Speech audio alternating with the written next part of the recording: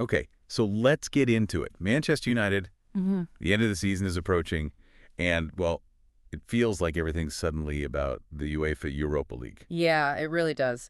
We've got some material here suggesting a definite shift in strategy, a real pivot. Right, a pivot. And maybe, just maybe, we're going to see a very young player involved in a big way.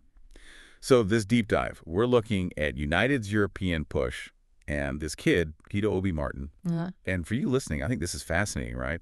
How a huge club kind of changes tack midstream, the pressure cooker of European nights, and, that excitement when a new talent might just break through. Well, what really jumps out from the sources is that intense focus, the Europa League, it seems like, with Premier League safety secured. Relegation's not a worry anymore, yeah. Exactly. So the number one goal now, win that competition, period. And it's more than just wanting a trophy at this point, isn't it? The source is pretty clear on this. Oh, absolutely. It's the automatic qualification for the Champions League next season. That's the golden ticket. Huge. Massive incentive. It really is. And if you look at the bigger picture, it points towards a deliberate sort of long-term plan. That phrase, strategic pivot, feels bang on. Yeah, it does. AMORIM's basically banking on European success to, what's the phrase they used, reestablish United among Europe's elite, especially after a, let's face it, tough domestic season. It's a calculated risk. A calculated gamble, definitely. And speaking of gambles, the buzz around Guido Obi Martin possibly playing against Athletic Bilbao, that's quite something. It is. The way he's described, electrifying clinical finishes, fearless play, that's some introduction. It really is. And putting him into that match, the source calls it a crucial upcoming clash, a golden opportunity. That's serious pressure. Immense pressure, and the source raises that exact point. Can he actually handle it? European knockout football is, well, it's a different beast. Can that flair and confidence deliver in those big moments, those decisive moments? That's the million-dollar question, isn't it? You can almost sense the fan reaction described, buzzing with anticipation, eager to witness.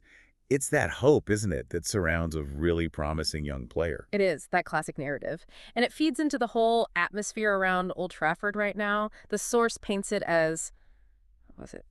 A cautious optimism mixed with renewed excitement. Yeah, cautious optimism. I like that. Yeah. Because this decision, to maybe ease off the league a bit. To de-emphasize the domestic league in favor of continental glory, as they put it. Right. That gamble has definitely got people intrigued or watching closely. They are.